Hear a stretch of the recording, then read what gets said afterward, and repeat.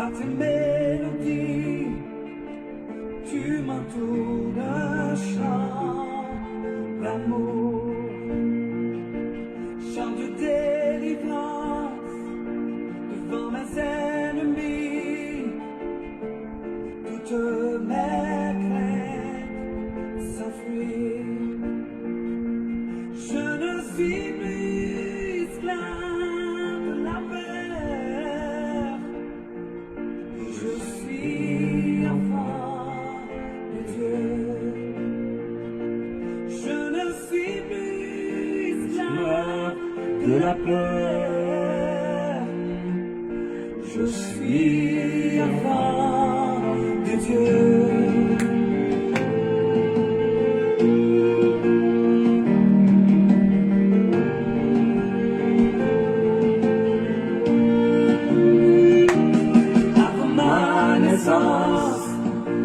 Tu m'avais choisi. Bonjour à Catherine. Appelé par mon nom. Bonjour à Marlise. Tu m'as adopté. Je suis de ta famille.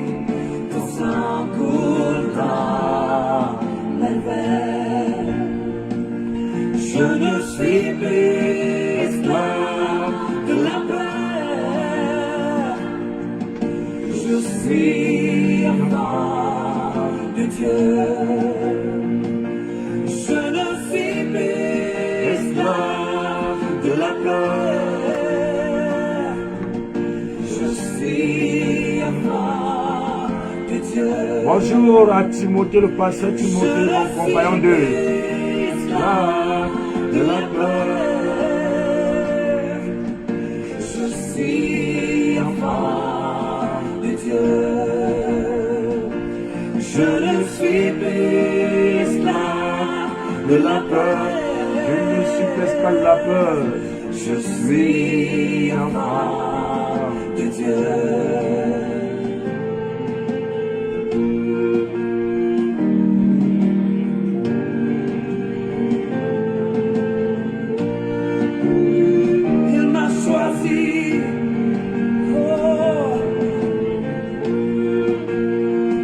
Bonjour à Sada et à tous ceux qui nous rejoignent à cette merveilleuse plateforme.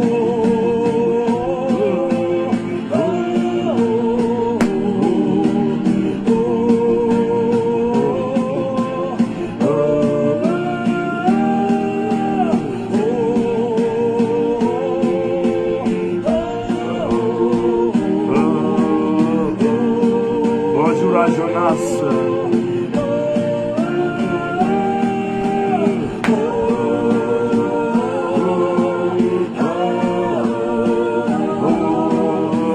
Bonjour à Vanessa.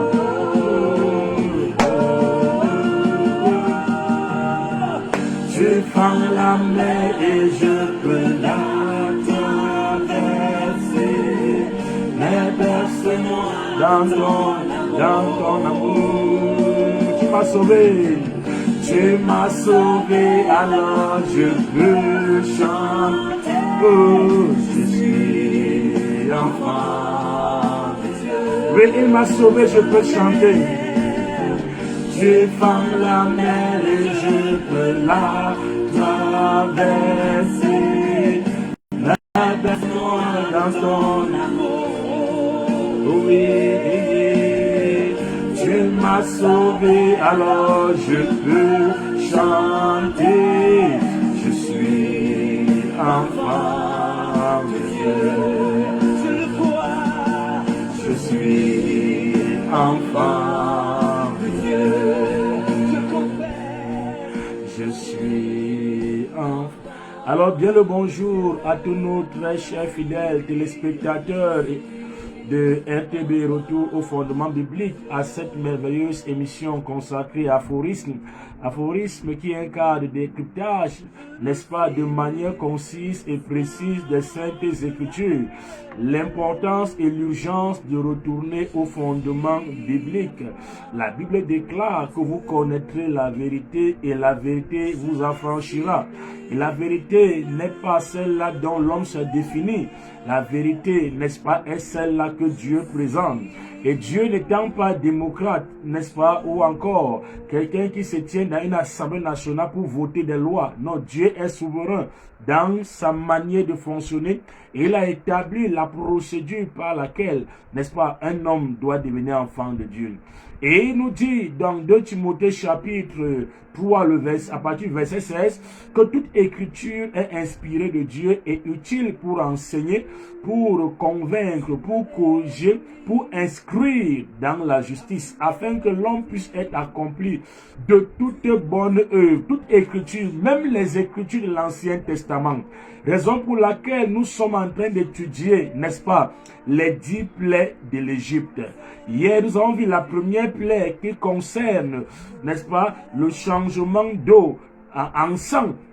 Vous pouvez retrouver, n'est-ce pas, ce petit morceau de parole dans l'émission précédente sur la même page RTB, Retour au fondement biblique. Donc, je vous invite à bien, n'est-ce pas, déguster.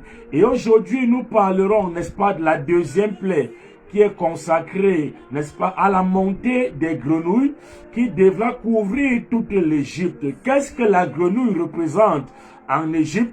À quoi donc elle se réfère-t-elle? Pourquoi Dieu permet que cette deuxième plaie concerne les grenouilles? Et nous avons dit hier dans 1 Corinthiens chapitre 10, le verset 11, que les choses qui leur sont arrivées, c'est pour nous servir d'exemple. Et elles ont été écrites pour notre instruction à nous qui sommes parvenus à la fin des siècles.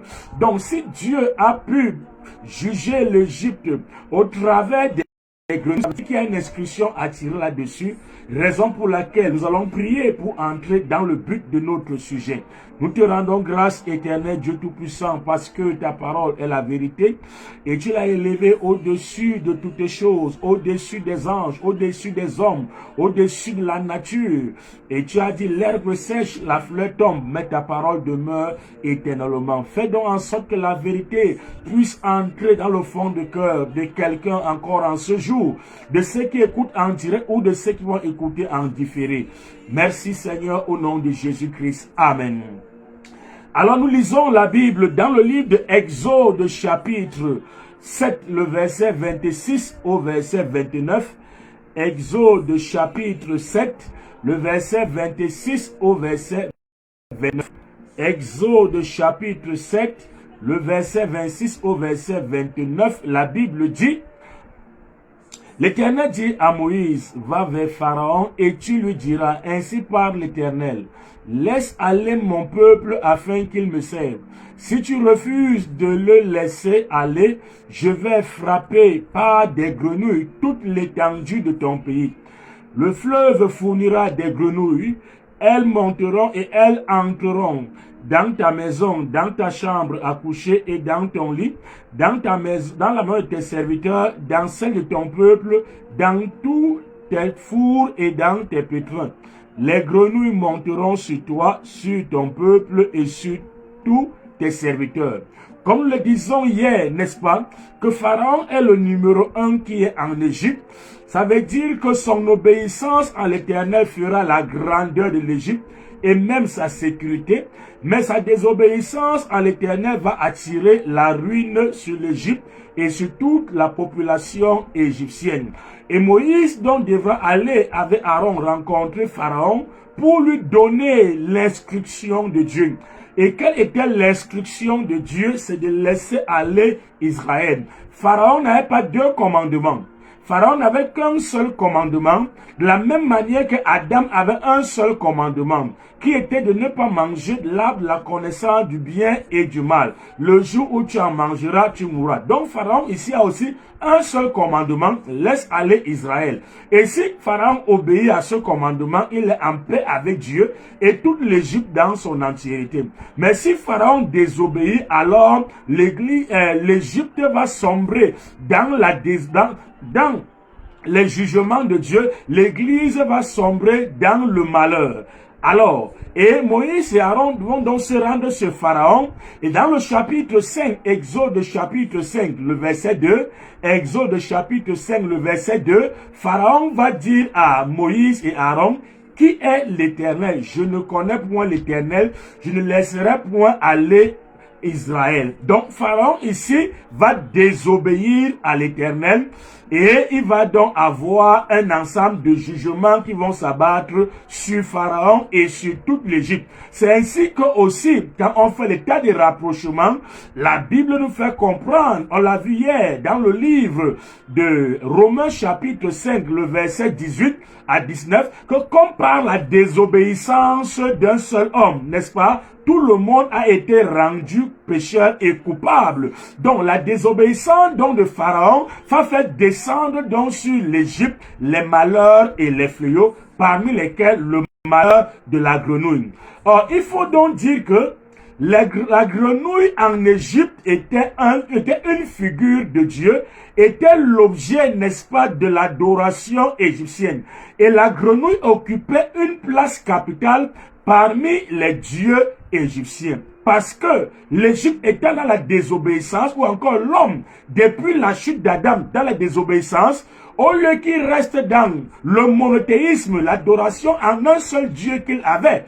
À cause du péché d'Adam, l'humanité va sombrer dans le polythéisme. Le polythéisme, c'est quoi? C'est le service de plusieurs dieux, ou encore l'adoration élevée à plusieurs dieux. Et pour ceux qui ont fait l'étude sur l'Égypte, on se rend compte que l'Égypte était vraiment ce berceau, n'est-ce pas, qui regorgeait un ensemble de divinités, un ensemble de dieux qui étaient servis en Égypte, et parmi lesquels le dieu grenouille. Donc le dieu grenouille va occuper une place importante dans l'histoire égyptienne. Or, ceci donne raison à la Bible, parce que lorsque nous lisons les Saintes Écritures, dans 1 Corinthiens chapitre 8, le verset 5, 1 Corinthiens chapitre 8, le verset 5, est-ce qu'on peut le mettre à l'écran?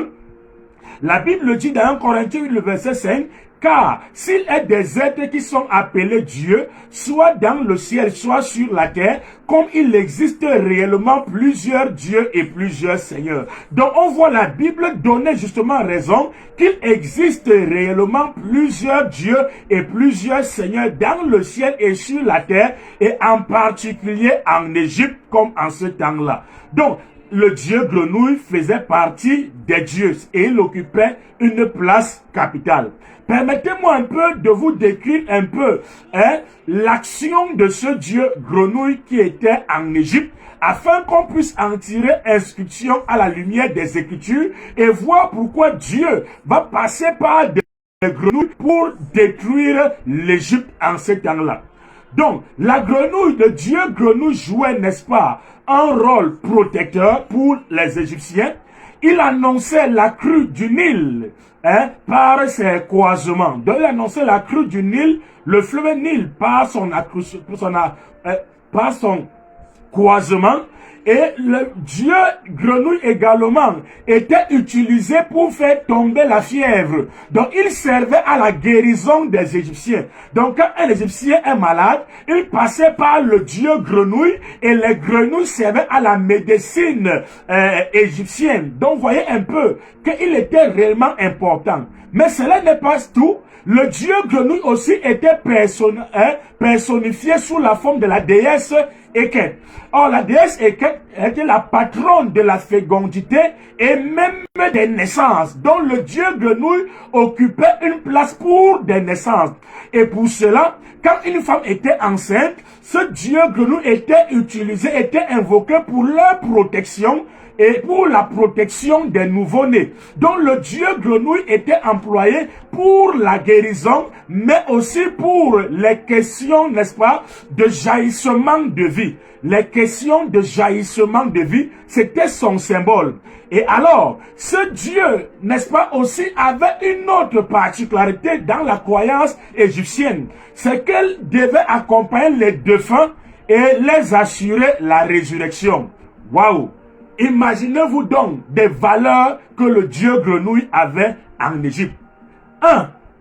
il assurait la protection. De 2, il favorisait la crue du Nil. De 3, il faisait tomber, n'est-ce pas, la fièvre. Donc, il passait à la guérison des Égyptiens.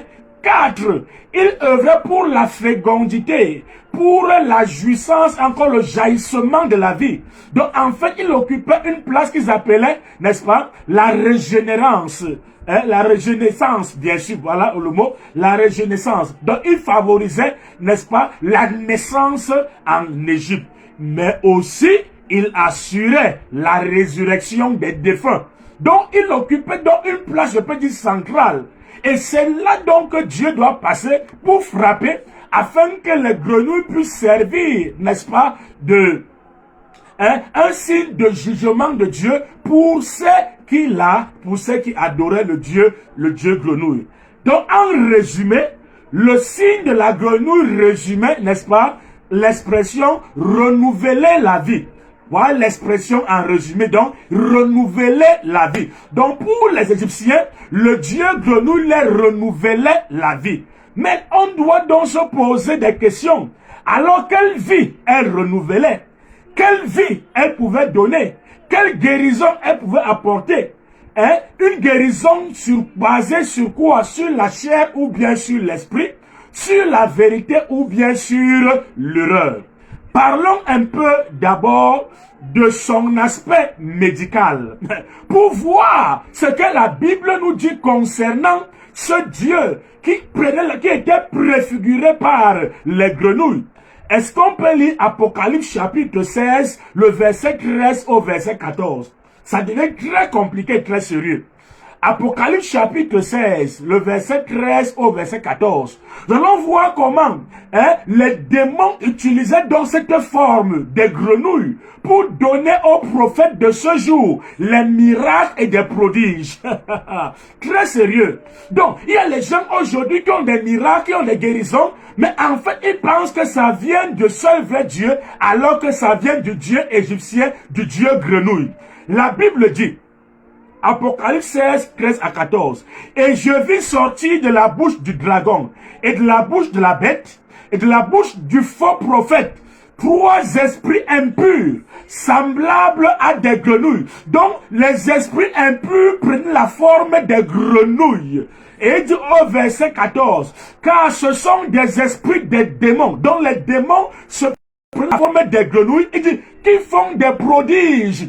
Qui font quoi? Des prodiges. Mais quels prodiges? Est-ce que c'est des prodiges qui ont trait avec la vie éternelle ou des prodiges de mensonges? Ou des prodiges de mensonges? Or, si donc, ce sont des faux prophètes et les esprits des démons qui prenaient cette forme et que Dieu nous révèle dans Apocalypse, ça veut dire que ces prodiges sont des prodiges démoniaques, sont des miracles démoniaques, sont des guérisons démoniaques. Même si ils finissent par dire au nom de Jésus. On va finir par voir même comment les gens ont dit au nom de Jésus. Et Jésus m'a dit, je ne vous ai jamais connu. Pourquoi? Parce que c'était le Dieu grenouille qui était en jeu. Donc les gens adorent les grenouilles sans le savoir. Bien-aimés dans le Seigneur, 2 Thessaloniciens chapitre 2, le verset 9 au verset 11. La Bible dit, l'apparition de cet impie se fera par la puissance de Satan, avec toutes sortes de miracles et des signes et des prodiges mensongers. Donc la Bible parle des miracles, des prodiges, des signes mensongers. Donc le Dieu grenouille. Et il dit, et avec toutes les séductions de l'iniquité pour ceux qui périssent parce qu'ils n'ont pas reçu, n'est-ce pas, l'amour de la vérité pour être sauvés. Donc les gens n'ont pas reçu l'amour de la vérité pour être sauvés, mais ils ont voulu quel amour? L'amour des choses qui peuvent satisfaire leur chair. Et ils pensent qu'ils sont en relation avec Dieu, pourtant ils sont en train d'adorer d'autres dieux, donc le Dieu grenouille. Et le verset 11 de 2 Thessaloniciens 2 dit, aussi Dieu leur envoie une puissance d'égarement pour qu'ils croient aux mensonges. Qui envoie? Dieu les envoie la puissance d'égarement. La même manière en Égypte, Dieu envoie donc des grenouilles pour que les grenouilles remplissent toute l'Égypte, mais seulement c'est que eux-mêmes vont être dépassés par l'abondance des grenouilles. Parce que là, cette grenouille n'est plus pour eux l'objet de leur protection, mais elle devient l'objet de leur jugement. Et c'est Dieu donc qui envoie ce jugement pour que ceux-là qui n'ont pas reçu l'amour de la vérité puissent croire aux mensonges. Et c'est pourquoi on peut voir beaucoup de personnes aujourd'hui remplir les bâtiments entre guillemets appelés églises parce qu'ils veulent des miracles, parce qu'ils veulent des guérisons, parce qu'ils veulent des prodiges. Mais comprenez aujourd'hui que c'est le Dieu grenouille égyptien qui est à l'œuvre dans toutes ces choses. C'est lui qui est à l'œuvre. Et la Bible donc peut dire que c'est à un homme de gagner le monde si il perd son âme. Oui, Jésus a fait des miracles, mais ces miracles voulaient expliquer une œuvre salvatrice. Parce que Jésus a dit que c'est à un homme d'avoir tout son corps en bonne santé et aller à la géhenne. Mieux vaut entrer dans le royaume avec un œil percé, avec un seul pied, que d'avoir tout son corps qui part à la géhenne. Elle dit que Jésus n'a pas bâti son ministère sur les affaires charnelles. Bien-aimés dans le Seigneur. Alors, comme donc les gens savent que Jésus, comprenons ce que la Bible nous dit concernant Jésus. Qu'il existe plusieurs Jésus. C'est pas parce que tu es guéri d'une maladie par la prière que veut dire que c'est le vrai Jésus qui vient sauver l'âme des hommes. 2 Corinthiens chapitre 11, le verset 4. 2 Corinthiens chapitre 11, le verset 4.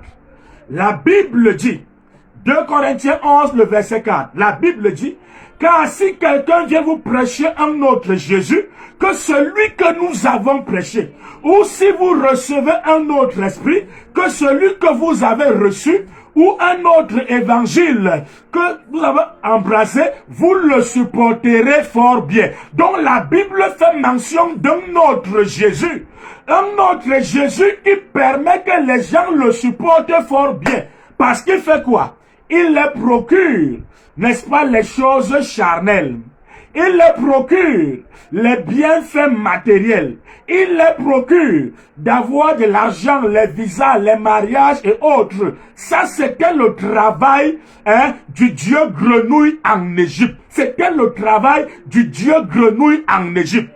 C'est pourquoi la conséquence de ces choses est fatale. La conséquence de ces choses est fatale. Lisons Matthieu chapitre 7, le verset 21 à 23. La conséquence est fatale. La Bible dit dans Matthieu 7, 21 à 23, il dit, ceux qui me disent Seigneur, Seigneur, n'entreront pas tous dans le royaume des cieux, mais celui-là seul qui fait la volonté de mon Père qui est dans les cieux. Plusieurs me diront en ce jour, Seigneur, Seigneur, n'avons-nous pas prophétisé par ton nom des prophéties qui sont vraies sur la terre? N'avons-nous pas chassé les démons par ton nom, la chasse vraie sur la terre? N'avons-nous pas fait des miracles par ton nom, dont les miracles se sont produits véritablement sur la terre? Alors je leur dirai ouvertement, je ne vous ai jamais connu, retirez-vous de moi, vous qui commettez l'iniquité. Alors si Jésus, le vrai Jésus, ne reconnaît pas ce bonhomme, qui avait des miracles au nom de Jésus, il faut qu'on se pose la question. Quel est donc le Jésus qui leur donnait ces miracles? Quel est le Jésus qui leur donnait ces prophéties? Quel est le Jésus qui leur donnait, n'est-ce pas, ces choses qu'ils croyaient qui venaient de Dieu? Apocalypse 16, 13 à 14 a fait comprendre que ce sont des esprits des démons déguisés en grenouilles, dont le dieu grenouille en Égypte, qui procurait une certaine satisfaction charnelle et qui incarnait, n'est-ce pas, la déesse Eket. Bien-aimés dans le Seigneur, plusieurs vont aller en enfer, pensant qu'ils ont l'esprit de Dieu, alors qu'ils ont l'esprit de grenouille. Et écoutez, quand ils parlent la langue, il faut qu'ils parlent la langue. C'est quelle langue? C'est la langue des démons, la langue des grenouilles. Et si tu ne nais pas de nouveau en accord avec les Écritures, tu iras certainement en enfer. Bien-aimé dans le Seigneur, le Dieu grenouille en Égypte avait cet aspect de jaillissement de vie. Mais quelle vie? Quelle vie elle peut jaillir? Est-ce qu'elle peut jaillir la vie éternelle? Non. C'est pourquoi les gens ont mis en place les fausses bases de la nouvelle naissance. Ils ont mis en place les mauvaises manières de devenir enfant de Dieu. Et c'est ce que l'apôtre Pierre appelle la sémence corruptible. Jean chapitre 1, le verset 12 au verset 13. Voilà un des versets mal compris qui va entraîner beaucoup de personnes en enfer. Jean chapitre 1, le verset 12 à 13. La Bible dit, mais à tous ceux qui l'ont reçu, à ceux qui croient en son nom, elle a donné le pouvoir de devenir enfants de Dieu, lesquels sont nés non du sang, ni de la volonté de la chair, ni de la volonté de l'homme, mais de Dieu. Donc la Bible nous parle de la mauvaise manière dont les hommes deviennent enfants de Dieu. Donc ils ont une certaine fausse vie, mais qui n'est pas la vie éternelle. Et il te dit, j'ai reçu Jésus dans ma vie.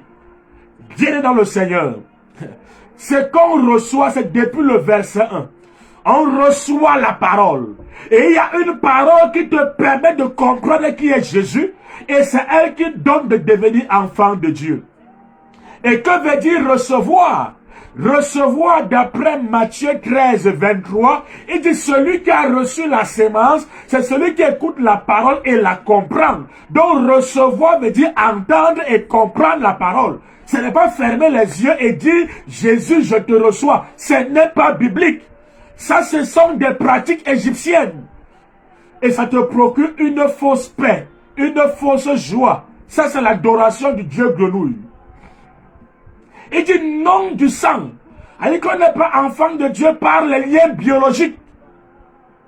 Papa enfant de Dieu, maman enfant de Dieu, l'enfant qui n'est pas enfant de Dieu.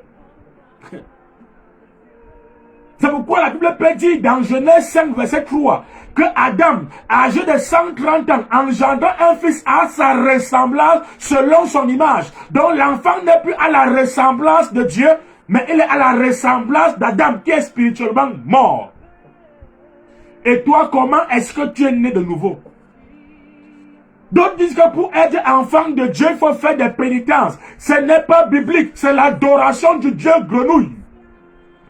D'autres disent que pour être enfant de Dieu, il faut aller à l'église. Ce n'est pas biblique, personne ne l'a fait. C'est l'adoration du Dieu grenouille.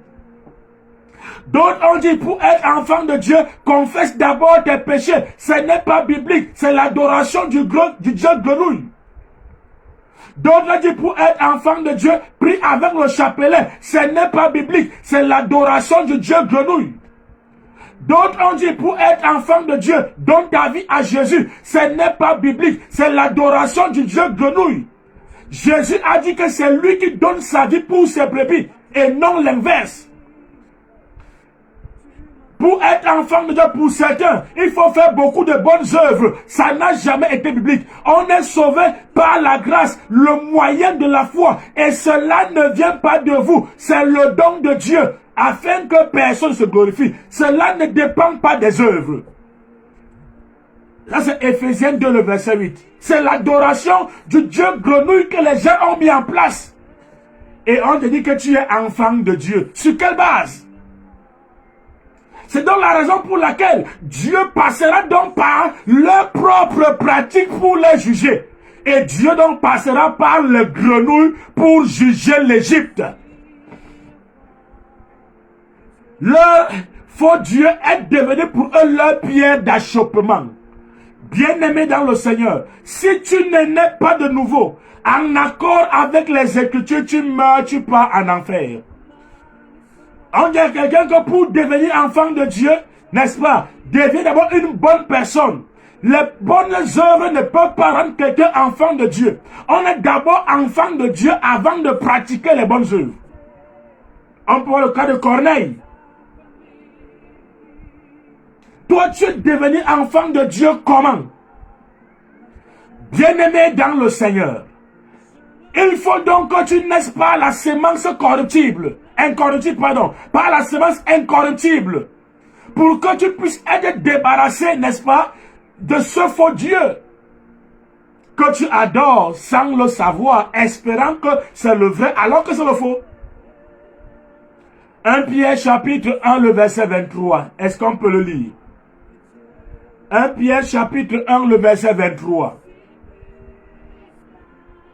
1 Pierre chapitre 1, le verset 23.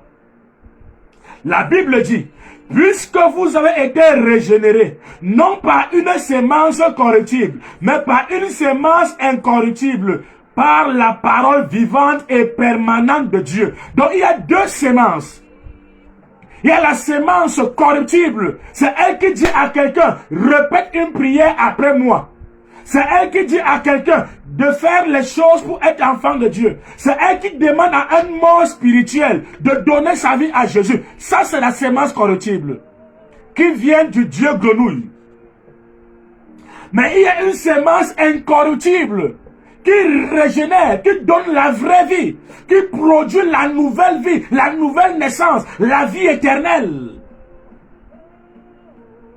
Est-ce que tu connais cette sémence incorruptible? Il y a 3 grands personnages dans la Bible qui ont parlé de cette sémence incorruptible pour libérer l'homme du Dieu grenouille qu'il adore sans... Premier, c'est le père de la foi, Abraham.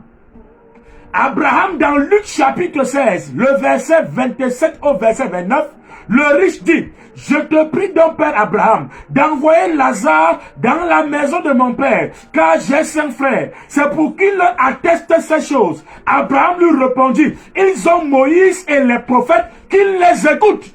Donc Pharaon devait écouter Moïse et le prophète Aaron.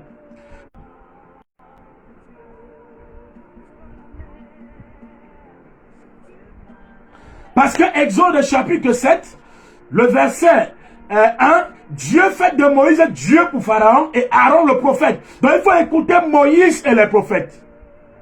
Jésus, dans le livre de Luc chapitre 24, le verset 27, Jésus sur l'arbre d'Emmaüs, il va dire à ses disciples, en commençant par Moïse et par tous les prophètes, il leur expliqua dans toutes les Écritures ce qui le concernait. Donc Jésus passait par Moïse et les prophètes pour combattre Dieu grenouille égyptien. L'apôtre Paul, l'apôtre des païens, dans le livre de Actes chapitre 21, verset 23, il fixait un jour de rendez-vous à ses auditeurs. Et la Bible dit qu'il les annonçait le royaume des cieux en passant par Moïse et tous les prophètes pour les persuader de ce qui... On s'excuse la mauvaise connexion. Mais je suis au terme de notre émission de ce matin pour dire que le moyen par lequel un homme est sauvé, un homme est délivré, n'est-ce pas, de l'adoration des faux dieux, il doit passer par Moïse et les prophètes. Bien dans le Seigneur, alors, l'Égypte donc enseigne d'adorer le Dieu grenouille. Dieu va les juger sur la base de ce qu'ils adoraient d'autres dieux, parmi lesquels le Dieu grenouille. Si toi aussi, aujourd'hui, ce qui est sûr pour Dieu, tu adores, il y a un autre Dieu. Et par conséquent, quand tu adorais un autre Dieu sur la terre sans le savoir, le seul vrai Dieu va t'envoyer en enfer. Ma prière ce matin, c'est que tu trouves du temps pour écouter Moïse et les prophètes, afin que tu ne puisses pas te contenter des petites sensations que les faux dieux te donnent, pensant que c'est le vrai, mais qu'ils ne puissent pas te dire au dernier jour, je ne vous ai jamais connu. Demain, par la grâce de Dieu, nous allons continuer à parler, n'est-ce pas, sur les 10 plaies, et nous allons parler des poux, la plaie des poux en Égypte. Les poux représentent quoi? Ça, tu ne devrais pas manquer. Demain à 10h GMT, 11h heure Cameroun. Merci d'avoir aimé et de partager le direct.